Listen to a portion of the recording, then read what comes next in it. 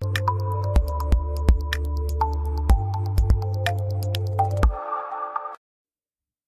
student, welcome to e-learning. I'm Alok in front of you with the 18th chapter of your novel, The Invisible Man. That is, the chapter is The Invisible Man Slip. Now the Dr. Cam assured Griffin. Dr. Cam Griffin को भरोसा दिलाते हैं that his freedom will be respected. कि उसकी आजादी को यहाँ कोई खतरा नहीं है. But Griffin still had doubts. Griffin के अभी भी दिमाग में शक भरा हुआ है. Before sleeping, he examined if the bedroom was secure or not. सोने से पहले वो चेक करता है कि बेडरूम सिक्योर है कि नहीं है, सुरक्षित है कि नहीं है. When Cam was going away to sleep somewhere, जब Cam दूसरी जगह सोने के लिए जा रहा होता है, Griffin warned him. Griffin उसे चेतावनी देता है not to make any move to stop or capture him. कि उसे रोकने की कोशिश ना करे और ना ही उसे कैप्चर करने की कोशिश करे. Cam once again assured him. Cam एक बार फिर से उन्हें भरोसा दिलाता है and Cam could not sleep right now. Cam को लेकर नींद नहीं आती है. Two things kept him awake. दो बातें थीं जो उसे जगाती हैं. One, he was worried about his sanity. वो अपनी ईमानदारी के लिए चिंतित था and asking himself, और खुद से प्रश्न करता है, was that really an invisible man? क्या वाकई में ये एक अदृश्य आदमी है? और दूसरी, Griffin had forced him out of his own room. उसने ग्रिफिन ने उसे उसी के कमरे से बाहर निकाल दिया था. He argued with himself. और अपने आप से वो आर्ग्यू करता है. Was there such a thing as an invisible animal? क्या कोई ऐसी भी चीज हो सकती है जो अदृश्य जानवर के समान हो? Answer in the form of yes. और जवाब उसे हाँ में मिलता है.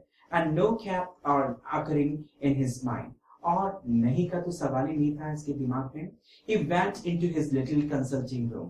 और वो अपने छोटे से कंसल्टिंग रूम में जाता है and the morning papers lay carelessly open and thrown aside. सुबह का पेपर खुला हुआ एक तरफ पड़ा होता है लापरवाही से. He picked it up. वो उसे उठाता है and read the account of a strange story from Epping. Epping से जो भी कहानियां उसमें छपी थी उन सबको पढ़ता है. He read it swiftly. और अच्छे से उन्हें पढ़ता है. His eyes picked up St. James Gazette.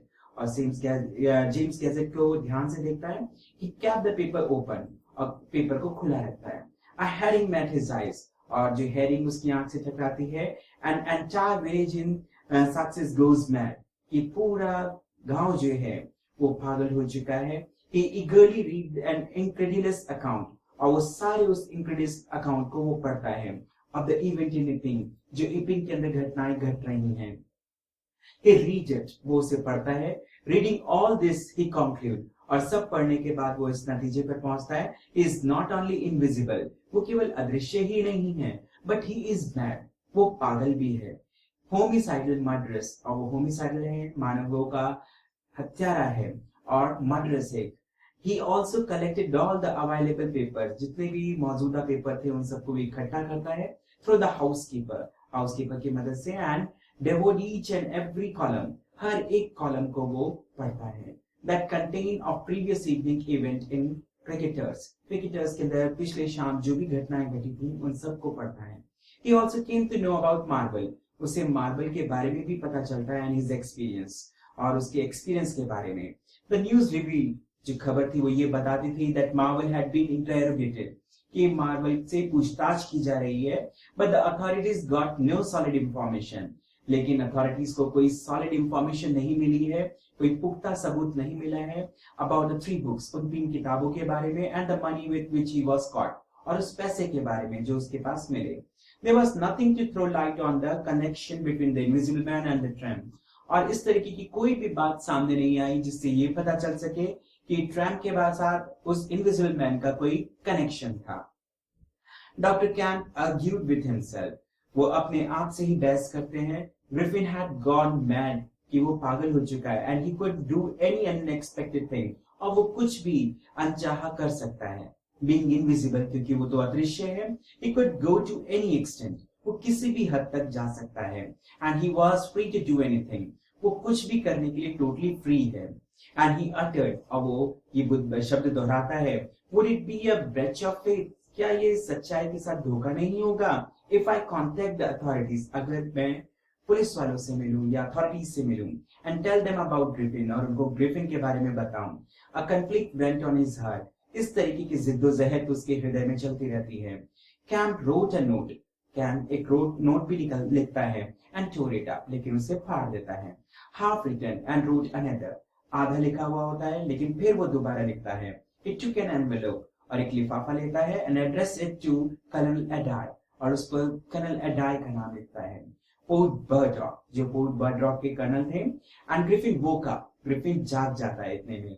Even as Camp was preparing the envelope, जब कैम्प उस एनवेलोप को तैयार कर रहे होते हैं.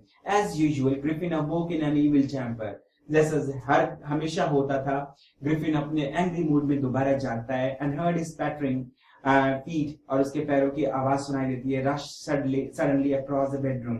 दोबारा पूरे कमरे में उसके चलने की आवाज सुनाई देती है. Griffin tossed some furniture. वो किसी फर्नीचर पर लात मारता है. Around Camp hurried upstairs. Camp जल्दी से ऊपर जाता है and knocked eagerly और दरवाजे को खटखटाता है. This was the 18th chapter of your novel. I hope you like it. If it is so, then press the like button and subscribe the channel. Thank you. If you like the video, don't forget to press the like button and subscribe the channel for more videos. Thank you.